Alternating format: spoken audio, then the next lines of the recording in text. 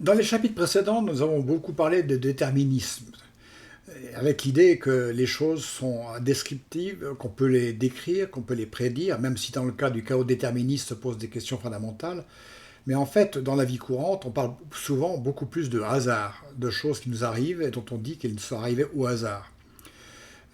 Soit parce que on n'a pas pu prévoir l'événement, ou soit parce qu'il est arrivé avec, selon des causes qui nous échappent complètement. Donc le hasard va être un ingrédient majeur dans la science de la complexité, puisqu'il va être un ingrédient pour la modélisation de la plupart des phénomènes qui sont à notre échelle. C'est l'objectif de ce chapitre-là, et notamment de voir comment on peut traiter le hasard sur des machines comme les ordinateurs, qui sont des machines déterministes. Première question, est-ce que le hasard existe? Puisque Einstein, de manière très forte, a longtemps plaidé le contraire en disant que le hasard n'existe pas. S'inspirant de ce qui se passe à notre échelle, nous appelons au hasard les événements, ou aléatoires les événements dont nous ignorons les causes, ou dont les causes, nous les connaissons, mais sont tellement multiples et difficiles à cerner qu'on préfère parler de hasard. La tuile qui me tombe sur la tête dans la rue, j'appelle ça un hasard malheureux, mais si ce n'est pas complètement au hasard, parce que si la tuile est tombée, c'est parce qu'il y avait du vent ou parce que le ciment a vieilli, etc. Donc il y avait des conditions, euh, disons, mais difficiles à cerner. Et donc il avait mis au point des experts de pensée tendant à démontrer que le hasard n'existait pas, et que lorsque le hasard apparaissait dans des théories, eh bien c'était que ces théories-là n'étaient pas complètes. Il visait notamment la mécanique quantique, et ces expériences de pensée ont pu être réalisées longtemps après, dans les années 80, et elles ont démontré qu'en général, Einstein avait tort, et donc que le hasard, dans l'infiniment petit, existe bien réellement. Et j'allais dire que dans ce 21e siècle, on a plutôt tendance à inverser la proposition et parler plutôt de dire que c'est le hasard qui joue aux dieux. C'est le titre d'un ouvrage célèbre de Ian Stewart, là-dessus, de vulgarisation. Mais ceci a été confirmé par les récentes découvertes au CERN du boson de Higgs et du mécanisme de Higgs, qui fait intervenir de manière intrinsèque le hasard dans le fait que ce système de Higgs permet de déterminer la masse des particules selon un processus qui est complètement non déterministe, et donc qui ferait que le hasard est à l'origine de l'univers tel que nous le connaissons, et que d'autres conditions, d'autres retirages auraient donné des univers différents. Donc c'est l'image qui est utilisée pour dire que ce sont les dés, le hasard, qui auraient joué aux dieux en créant l'univers dans lequel nous sommes. En effet, si on considère les billes de loto que l'on agite, c'est un problème purement classique, avec des lois de Newton à notre échelle, même si on le sait depuis le chaos déterministe qu'elles sont difficiles à suivre, mais il n'y a rien là qui paraît sortir de la norme de la mécanique classique. Et en effet, quand on regarde la statistique des différents numéros sortis depuis une vingtaine d'années, on s'aperçoit que chaque numéro a la même probabilité de sortir avec des fluctuations. Et ces fluctuations sont celles effectivement attendues du fait que ce n'est pas parce que des phénomènes ont la même probabilité qu'effectivement, lors d'une série limitée, ils sortiront avec le même nombre d'événements. En effet, un calcul de probabilité montre que les tirages du loto sont en moyenne ceux qui sont affichés ici, 200, avec des fluctuations possibles qui sont encadrées par la ligne grise et rouge et qui sont liées au nombre de tirages. Plus le nombre de tirages va augmenter, plus cet écart va diminuer. Donc, contrairement à tous ceux qui espèrent que des numéros du loto qui sont moins sortis aujourd'hui sortiront plus demain, les numéros du loto sortent bien selon les lois du hasard. Comme beaucoup de nos phénomènes à notre échelle, et qu'on peut déterminer comme étant causés liés à des causes non connues. À l'échelle quantique, c'est l'inverse. Là, par contre, il y a vraiment du hasard intrinsèque, comme par exemple la radioactivité, qui est un phénomène aléatoire. On peut déterminer la probabilité de l'événement, mais on est incapable de déterminer à quel moment tel ou tel noyau de radium va éjecter une particule alpha. Parlant d'aléatoire ne veut pas dire qu'il n'y a pas de loi. En effet, il y a 3 ou 4 grandes lois très connues qui correspondent à des situations particulières. Alors, lorsqu'on a un événement X, unique, qui est par exemple le tirage de dés, qu'on va répéter de plusieurs fois, eh bien le tirage d'un seul, d'avoir un résultat X, eh bien, si le dé n'est pas pipé, la probabilité de chaque événement va être constante. C'est ce qu'on appelle la loi uniforme.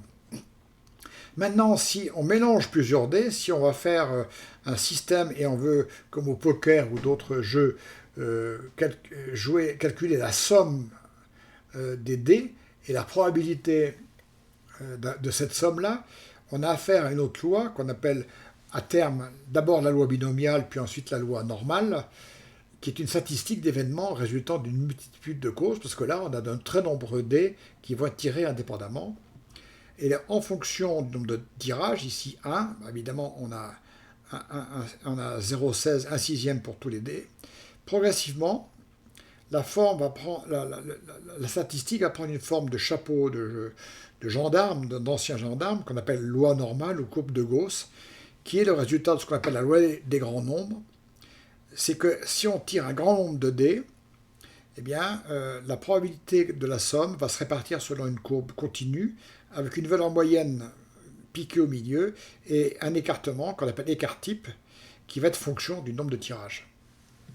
Donc c'est une loi exponentielle, avec une valeur moyenne x bar et un écart type, qui mesure la largeur de la courbe, sachant qu'à 2 sigma, eh bien, l'écart à 2 sigma comporte 95% des probabilités. Une autre loi, c'est la loi de Poisson, que vous expérimentez très souvent lorsque vous faites des courses, c'est-à-dire la loi qui intervient dans les files d'attente, puisque c'est la probabilité d'un phénomène au cours du temps sans mémoire. C'est-à-dire, lorsque vous arrivez sur une file d'attente dans un magasin, sauf si c'est l'heure de la fermeture ou qu'il y a un phénomène particulier, l'arrivée de chaque client est indépendante l'une de l'autre, et à ce moment-là, on démontre que l'écart d'arrivée entre deux clients est une variable aléatoire qui suit la loi de Poisson, qui est déterminée ici, qui détermine la probabilité de l'écart T entre deux arrivées, qui est cette courbe-là, avec une valeur moyenne, et puis une médiane. Mais il faut voir que donc la loi de Poisson, même s'il prévoit que la majeure partie des cas sont des écarts très petits, implique qu'il y ait des cas non négligeables où les écarts soient très longs. Donc la loi de Poisson se caractérise par des événements qui peuvent être d'étendue très grande entre les écarts très rapprochés et les très grands écarts. Bon, il y a d'autres lois, comme la loi de Weibull pour, par exemple, le taux de panne dans les appareils ménagers. En 1950, lorsque les premiers ordinateurs sont parus, qu'il a fallu utiliser les nombres ordinateurs, les nombres aléatoires, eh bien, s'est posé un problème de fond. Comment peut-on générer des nombres aléatoires sur une machine qui, elle, est parfaitement déterministe? Là, on retrouve notre phénomène John von Neumann. Dans les sciences de la complexité, on trouvera Neumann à tous les points. Il a été brillant et inventif dans tous ces domaines-là. Et en particulier, il a inventé ce qu'on appelle la méthode de Monte-Carlo, qui va être l'utilisation des nombres aléatoires pour des calculs. Dans son cas, c'était des calculs de trajectoire de neutrons dans la matière fissile, sachant qu'on les a utilisés dans beaucoup d'autres situations, comme on le verra plus tard. Mais von Neumann s'est posé la question, comment vais-je générer des nombres aléatoires? Et il a inversé la notion de cause cachée, puisqu'il a dit, puisque le hasard apparaît lorsqu'il y a des causes cachées, on va prendre une règle de calcul et on va la cacher, et de telle sorte que quand on voit la suite des chiffres, on ne sait pas d'où ils sortent. Alors pour ce faire, il a pris une méthode qui a été abandonnée depuis, mais qui consistait à prendre un nombre, extraire les chiffres du milieu, multiplier ce nombre résultant par lui-même, extraire les chiffres du milieu, et ainsi de suite, progressivement, par ces opérations à nouveau de pliage et de découpage, eh bien, il obtient une suite qui a de bonnes caractéristiques d'une suite aléatoire. Désormais, dans les ordinateurs modernes, on utilise les méthodes congruentes qui sont les propriétés imprévisibles des restes de la division entière de nombres entiers. C'est-à-dire qu'on prend un nombre A fixe qu'on ne bougera pas, on prend M qui est un nombre très grand nombre, et puis on prend une graine et on multiplie les nombres par A de manière récurrente et en les divisant par M et en prenant le reste. Enfin, c'est une opération de congruence que les mathématiciens connaissent bien et qui donne une suite de nombres, de chiffres notamment, qui eux aussi paraissent tout à fait aléatoires. Mais est-ce que ce sont des vrais nombres aléatoires? Si c'était des nombres aléatoires, eh bien, ils ont deux propriétés essentielles. C'est que quand on connaît n premiers nombres de la suite, on ne connaît rien sur le n plus unième. Le fait d'avoir une information sur les n premiers, ça veut dire que chaque tirage est vraiment indépendant, ce qui n'est vraiment pas le cas dans les méthodes précédentes. Et puis, deuxièmement, il faut que le programme soit économique, parce qu'il faut tirer des millions de nombres aléatoires dans les applications modernes. Et un vrai nombre, une vraie suite aléatoire, elle n'est pas du tout économique, puisque la vraie suite aléatoire, la seule façon de la générer, eh bien, c'est de l'énumérer. Il n'y a pas de règle, ni cachée ni ouverte, qui permet de la générer, ce qui n'est bien sûr pas le cas des nombres pseudo-aléatoires. Donc, les méthodes dont j'ai parlé plus tôt, qu'on appelle les méthodes de suite pseudo-aléatoires, ne pourront pas suivre ces propriétés, ces principes-là, mais elles devront en respecter les conséquences, c'est-à-dire que tous les chiffres ont la même probabilité de sortir, qu'il n'y ait pas de cycle, qu'elles soient économiques à générer, et qu'il n'y ait pas de corrélation spatiale, pour que la connaissance des n premiers ne donne pas d'informations sur le n plus unième. Par exemple, cette suite-là, 1, 2, 3, 4, 5, 6, 7, 0, 1, 2, etc., est une suite qui est parfaitement uniforme au sens que tous les chiffres ont la même probabilité de sortir, mais il ne vérifie pas du tout la loi, la première loi, puisque quand je sais que le 7 est sorti, derrière je saurais qu'il y a un 8. C'est une suite cyclique, donc qui n'est pas du tout bonne pour les tirages aléatoires. Ici, c'est une autre loi qui paraît meilleure, sauf qu'il y a un cycle caché, une corrélation, telle que c'est toujours une suite de nombres pair-impair, impair-pair, impair-pair, impair-pair, de telle sorte que quand on connaît un chiffre de la suite, le dernier, 8, on sait que derrière, il y aura un nombre impair. Donc, la connaissance de la suite jusqu'à l'ordre n nous donne des informations sur ce qui se passe derrière, donc ce n'est pas une bonne suite aléatoire. Les décimales de pi qui sont ici sont excellentes, sauf qu'elles sont très lourdes à calculer et donc ne sont pas adéquates pour tirer des millions de nombres décimaux, de chiffres décimaux aléatoires. Enfin, il y a d'autres propriétés un peu plus cachées encore, qui montreraient que quand on prend ces nombres-là pour faire des points dans l'espace, à partir d'une certaine dimension d'espace, les points apparaissent feuilletés au lieu d'être vraiment répartis de manière uniforme dans l'espace. Donc tout ceci était travaillé. Après les erreurs de départ, la plupart des fabricants de logiciels, avec l'aide des mathématiciens, ont cherché des algorithmes congruents qui avaient le moins de cycles possible et qui vérifiaient au plus les propriétés que je vais d'énoncer.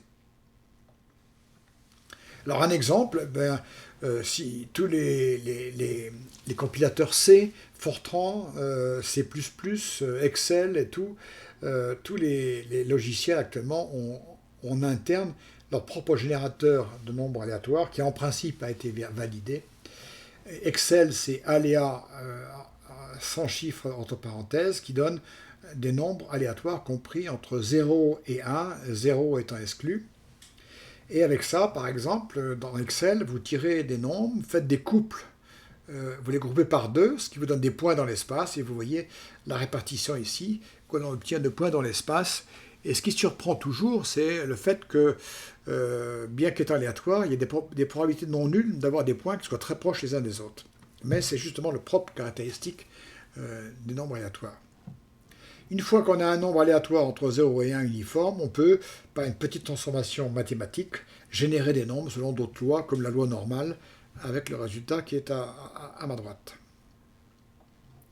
Alors, les méthodes de nombres aléatoires, ça sert surtout à avoir des méthodes rapides. Généralement, par les méthodes de Monte-Carlo, on n'a pas de résultat exact facilement, mais on a des méthodes approchées, sachant que dans la vie courante et dans souvent l'ingénierie, on se satisfait grandement de précisions limitées si on les obtient dans un temps raisonnable.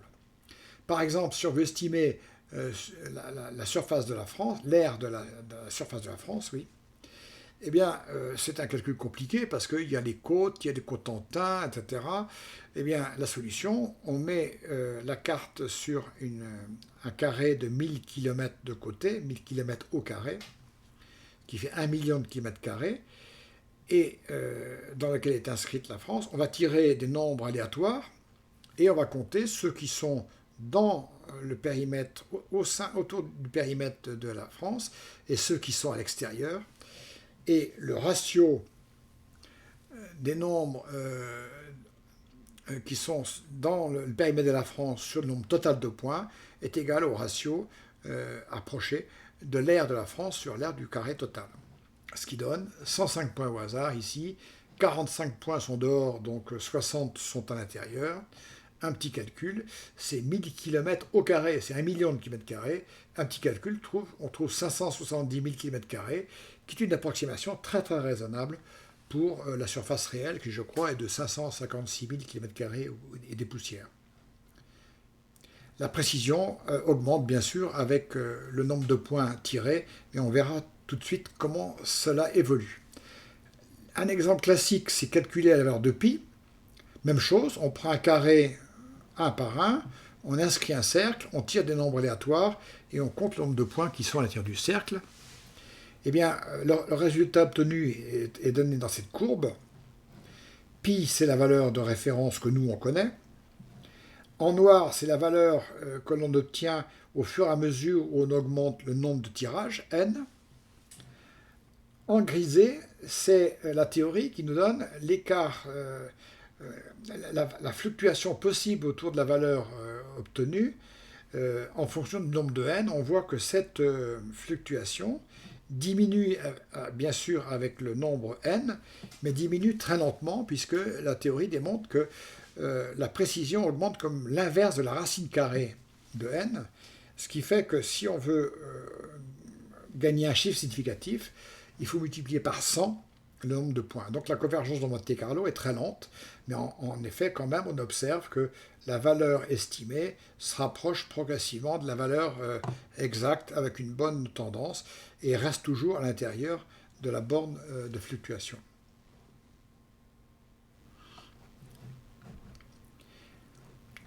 Les méthodes de Monte-Carlo vont surtout s'adresser à des problèmes de grande ampleur. Les neutrons dans l'uranium, c'est des milliards de neutrons, et il y a beaucoup d'autres problèmes que nous allons voir en astrophysique, en physique, où le nombre de composants à suivre est énorme. Il est impossible, même par des calculs d'ordinateurs puissants, de suivre, donc on va faire ce qu'on appelle un échantillonnage, qui est complètement l'analogue des sondages d'opinion, qui consiste à dire que si je veux étudier l'évolution de l'opinion de 50 millions de Français, je ne vais pas tous les interroger, je vais en faire un échantillonnage, et c'est à partir de ces échantillonnages, je vais estimer l'évolution pour la population globale avec une certaine marge d'erreur. Par exemple, von Neumann, c'est ce qu'il a montré dans ce qu'on appelle les problèmes à n-corps, et il a fait ça pour les trajectoires des neutrons. Il n'a pas étudié tous les neutrons, mais il a fait un échantillonnage des neutrons, étudié sur quelques centaines à l'époque, milliers, dizaines de milliers maintenant, leur trajectoire.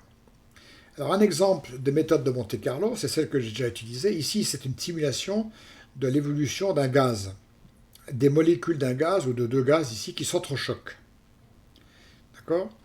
Il est évident que ceci, c'est un gaz, s'il fallait le simuler réellement, il y a des milliards de molécules, c'est hors de portée. Donc on va échantillonner, on va sortir quelques molécules, on va faire un échantillon, et on va regarder leur évolution et les faire se collisionner. Donc la méthode de Monte-Carlo permet, par échantillonnage, de pouvoir suivre la dynamique de structures extrêmement complexes avec de nombreux composants. L'art de la méthode de Monte-Carlo va être quand même de tenir compte du fait que quand on échantillonne, eh bien, il faut respecter les grandeurs, les symétries, les grandeurs conservées du système, en particulier le nombre de collisions sur vos 100 molécules échantillonnées. Si vous faites aucune homothétie, aucune mise au niveau, la probabilité des collisions réelles des milliards de molécules est beaucoup plus forte. Donc pour conserver dans la simulation le taux de collision, il faut que chacune des molécules échantillonnées ait une probabilité de collision beaucoup plus forte que les molécules réelles, ce qui équivaut à les dilater. De la même façon que quand on fait un sondage d'opinion, chaque Français interrogé, son opinion pèse beaucoup plus dans le sondage que lorsque de l'élection finale où elle comptera que pour une seule voix. Des exemples sont multiples. Un bel exemple ici, c'est une simulation d'une collision de deux galaxies, chacune étant composée de centaines de milliards d'étoiles. Il est hors de question de pouvoir les suivre individuellement, donc on fait de l'échantillonnage. Et il faut jouer sur le fait ici que dans des collisions de galaxies, les collisions entre étoiles de la galaxie sont extrêmement rares, puisque, heureusement pour nous, le Soleil en est témoin, les étoiles sont très éloignées les unes des autres. Lors de la collision, ce qui passe, c'est l'interaction de la gravitation, c'est-à-dire les forces gravitationnelles qui vont modifier la forme et la trajectoire des galaxies. Donc on va faire un échantillonnage d'étoiles, mais pour respecter la dynamique du système et pour respecter le champ gravitationnel de l'ensemble, il faut que chacune des étoiles sélectionnées ait une masse beaucoup plus forte pour que, au bilan, la masse totale du système et sa répartition dans l'espace soient conservées. Donc, les méthodes de Monte-Carlo, largement utilisées dans nombreux domaines de scientifiques et d'ingénierie, et qui nécessitent des gros ordinateurs, des techniques d'échantillonnage et un certain nombre de principes pour respecter les invariants du système. Ici, par exemple, on a simulé la rentrée d'une navette spatiale dans l'atmosphère pour étudier les problèmes d'échauffement en tenant compte de la dynamique des molécules, des gaz rares qui sont autour de la navette. La méthode de Monte-Carlo archétypale, c'est qu'on appelle la méthode de la marche au hasard, c'est celle qui avait eu finalement à résoudre John von Neumann, c'est-à-dire la trajectoire de neutrons dans la matière. Et en fait, c'est une démarche qui est analogue à ce qu'on appelle le mouvement brownien, qu'on a déjà aperçu, dans lequel des molécules de pollen, des grains de pollen, avaient une marche qui résultait de chocs aléatoires des atomes dans l'infiniment petit. Eh bien, pour simuler ce phénomène-là, qu'on appelle une marche au hasard, eh bien, on prend un maillage régulier de l'espace, divisé par des cases, et chaque case contient des jetons qui vont se déplacer, sachant que les seules directions possibles de déplacement sont le nord, l'ouest, l'est et le sud, et ils vont se déplacer aléatoirement par tirage au sort de la direction qu'ils vont suivre. En fait, vous avez ici 3 exemples de marche aléatoire en vert, bleu et rouge de 3 particules. Vous voyez l'image que cela donne. Mais en général, on ne s'intéresse pas à 2 particules, on s'intéresse à un ensemble de particules, 1000, 10 000, millions, milliards. Là aussi, on va pratiquer des échantillonnages. Mais ce qui est important, c'est que la théorie montre que quand on augmente le nombre de particules, la marche au hasard est une solution exacte de ce qu'on appelle les problèmes de diffusion. La probabilité de répartition des jetons à la fin autour de l'origine suit une loi de probabilité qui est la loi de diffusion. Et donc la marche au hasard, c'est l'archétype des méthodes de Monte-Carlo pour résoudre tous les problèmes de diffusion, que ce soit la chaleur, les feux de forêt, les épidémies, etc. Donc, il y a beaucoup de problèmes qui se ramènent à ça. Et un bel exemple, c'est actuellement la pandémie Covid-19, eh bien, que l'on peut très bien simuler par une méthode de marche au hasard La marche au hasard, ce sont les petits points verts qui sont les personnes qui se déplacent et qui interagissent avec leurs voisins, avec d'autres personnes. En noir sont les morts, en rouge ce sont les malades, et puis en vert entouré ce sont les gens confinés.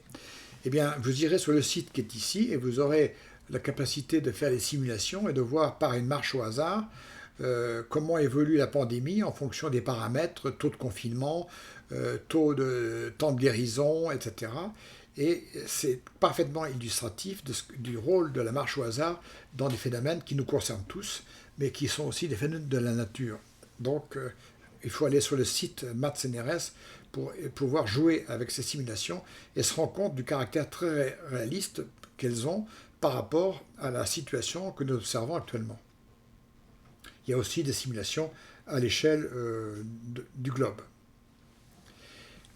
Les marches au hasard sont aussi très utilisées dans les phénomènes de trafic, les phénomènes de foule, et avec des obstacles.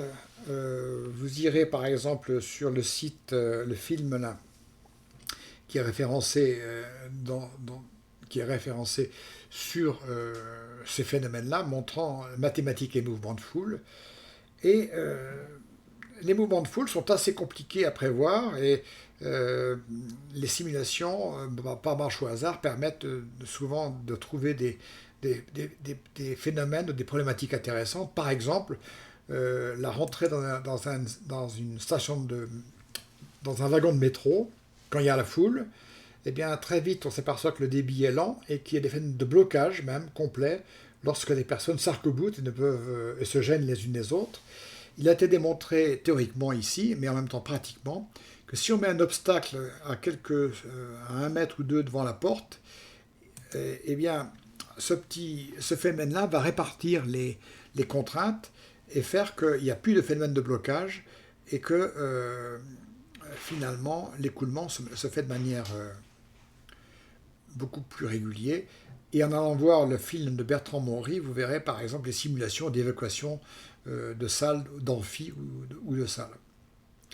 Donc marche au hasard et mouvement de foule. Marche au hasard et simulation de file, nombre aléatoire et simulation de file d'attente, eh bien, chacun a pu expérimenter, notamment dans le cas de festivals, les temps d'attente, surtout pour les femmes devant les toilettes.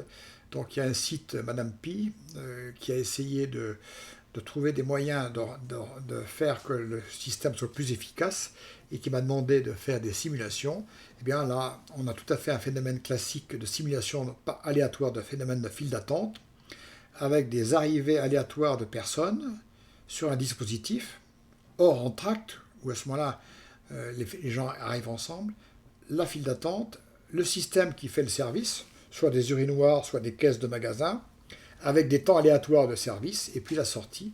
Question, comment ce dispositif va-t-il évoluer au cours du temps, notamment la longueur des files d'attente, en fonction des caractéristiques du système. Eh bien, c'est un problème classique de simulation par nombre hasard, avec des résultats tout à fait impressionnants quelquefois, puisque on s'aperçoit que même un système dit équilibré, où apparemment le nombre de stations est suffisant, eh bien ça se traduit par des phénomènes parfaitement fluctuants, avec des zones où il n'y a aucune personne dans le file d'attente, et par moments des zones où il y a au moins 10 ou 15 personnes. C'est le propre des phénomènes des files de poissons, des systèmes de queue, de files d'attente. Enfin, je termine les files d'attente par le trafic routier, qui là aussi est extrêmement consommateur d'outils de simulation. Ici, c'est un logiciel qui permet de comparer les performances en termes de trafic des différentes configurations de croisement avec feu, sans feu, fil de dégagement, etc. Vous avez les performances en dessous. Le film est assez long, vous pourrez le revoir sur le site, sur le blog.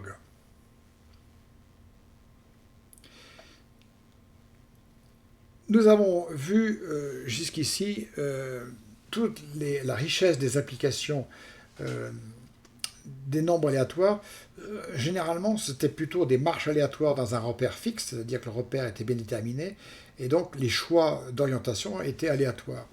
Il y a un phénomène dual, symétrique, qui est l'inverse, c'est-à-dire que cette fois-ci c'est le milieu lui-même qui est aléatoire. Et le milieu aléatoire est important parce qu'on retrouve ceci dans beaucoup de phénomènes, notamment de matériaux.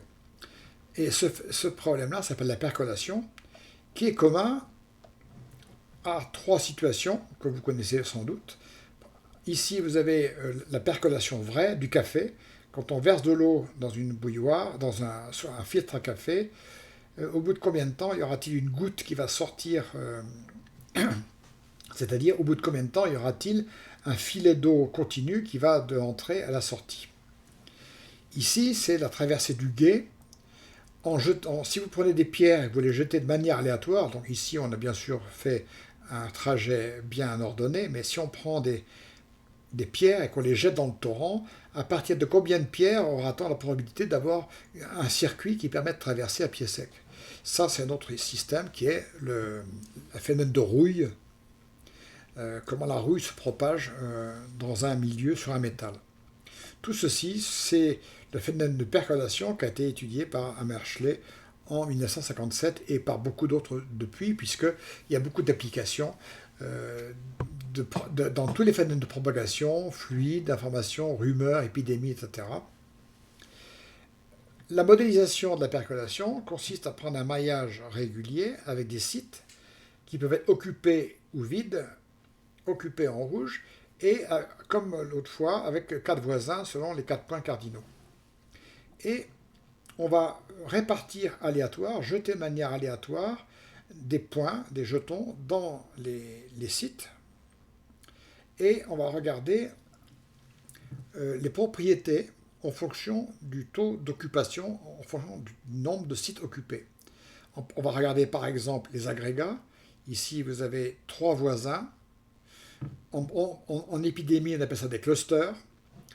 Donc, ils sont voisins au titre de la règle qu'on s'est donnée. Ça, c'est un point isolé. Ça, c'est un cluster de 2. Et là, c'est un point isolé parce qu'on n'autorise pas les voisinages par diagonale. Et on va étudier le nombre, la taille des agrégats en fonction de la probabilité de remplissage du site. Ici, on a 7 sites occupés sur 36, donc un coefficient P de 0,2 en gros, et puis les statistiques que voilà. On va progressivement augmenter P, et on va s'intéresser à voir comment évolue la statistique des clusters, quelle est la taille des clusters, et finalement, ce qu'on appelle la percolation. Est-ce qu'il y a finalement un jour un cluster qui va permettre de traverser à pied sec, j'allais dire, la grille. Et voilà un exemple de simulation où en rosé, vous avez les sites occupés, en blanc, les sites qui sont inoccupés, et en noir, l'agrégat le plus grand, le cluster le plus grand. Vous voyez qu'à 45% de taux d'occupation, les clusters ne sont pas très grands. À 55%, vous voyez que la taille augmente très très vite. Et vous allez voir qu'il y a un phénomène dit de transition de phase. C'est un tout petit changement dans le taux d'occupation va amener la croissance extraordinairement rapide de la taille de l'amas et surtout va amener ce qu'on appelle la percolation. À partir de P égale 0,59, eh bien, il va y avoir un agrégat qui va permettre de rejoindre les deux extrémités du maillage. Alors, la théorie, on va le voir, fait apparaître un nombre qui est P égale 0,59, 2, 27, 46, etc., qui est un nombre aussi qui tombe un petit peu du ciel, qui est tel qu'il est, qu'on n'a pas beaucoup de facilité à raccorder à d'autres théories, et qui est un nombre exact lorsque le nombre de mailles dans le site tend vers l'infini. Lorsque, comme ici, le site est fini, ce n'est qu'un nombre moyen, c'est-à-dire que c'est aux alentours de cette moyenne que le phénomène de percolation apparaît. Au-delà du seuil de percolation, eh bien, l'agrégat majeur envahit tout le monde, presque tout le site, et à 65, c'est-à-dire très peu au-dessus de 59, on s'aperçoit qu'il y a un agrégat noir unique dans tout l'espace, qui envahit tout l'espace, et quelques îlots d'agrégats non connectés. Et puis à 75, tout est plein. Donc ceci, comme je l'ai indiqué, la transition qui est brutale à l'infini est adoucie lorsqu'on a affaire à des sites de taille finie. Donc à gauche, vous avez un autre exemple en matériaux des phénomènes d'agrégation. L'agrégation est intéressant parce qu'on fait apparaître la notion de fractal là aussi. Eh bien, sa dimension, ce n'est pas une surface, puisque sa dimension est plus petite que 2. C'est quelque chose qui est intermédiaire entre une ligne et une surface. La percolation est très importante dans la mesure aussi, elle sert de modèle pour ce qu'on appelle la transition de phase, justement pour pouvoir étudier le fait qu'est-ce qui se passe lorsque par un petit changement du paramètre P ici, eh bien d'un seul coup on passe d'une situation à une autre, comme on a une transition de phase lorsqu'on passe de l'eau froide à 0 degré à l'eau glace à 0 degré. Eh bien, les transitions de phase, c'est tout un domaine de la physique mathématique et physique statistique qui est étudié et pour laquelle la percolation est un outil majeur. Voilà, nous avons fait un rapide tour du hasard, qui est un ingrédient important dans la modélisation des phénomènes de la nature, puisque souvent ils sont déterminés par un grand nombre de causes qu'on ne pourra pas suivre indépendamment, et donc l'on ramène à un problème de loi du hasard. Nous avons regardé les différentes lois, nous avons montré comment on peut, malgré tout, même si ce n'est pas théoriquement possible, modéliser des nombres pseudo-aléatoires sur ordinateur, nombres qui ne sont pas vraiment aléatoires, mais en ont la plupart des caractéristiques et qui sont couramment utilisés dans la génération, dans les problèmes actuels sur ordinateur. Ensuite, nous avons étudié la grande famille des méthodes de Monte-Carlo, qui consiste, lorsqu'on a des problèmes très complexes et de nombreux composants, à faire un échantillonnage et à suivre l'évolution de l'échantillon tout en reconstruisant la propriété de l'ensemble à partir de cet échantillon. Et enfin, nous avons terminé par la percolation, qui est un problème un peu dual des phénomènes de Monte-Carlo et de diffusion, et qui est aussi un modèle de base pour étudier ce qu'on appelle les transitions de phase, c'est-à-dire les milieux tels qu'une toute petite variation d'un des paramètres transforme complètement, comme l'eau se transforme en glace, ou comme on l'a vu tout à l'heure dans la percolation, un tout petit changement du taux d'occupation bascule le système du côté de la percolation. Voilà. Ces 5 premiers chapitres et leurs petits sous-chapitres ont permis de faire un grand tour sur toutes les méthodes de modélisation, et les 2 cours qui vont suivre vont s'intéresser aux méthodes plutôt en réseau, et notamment les réseaux neuronaux, et on va s'attacher aussi à l'étude de la morphogénèse.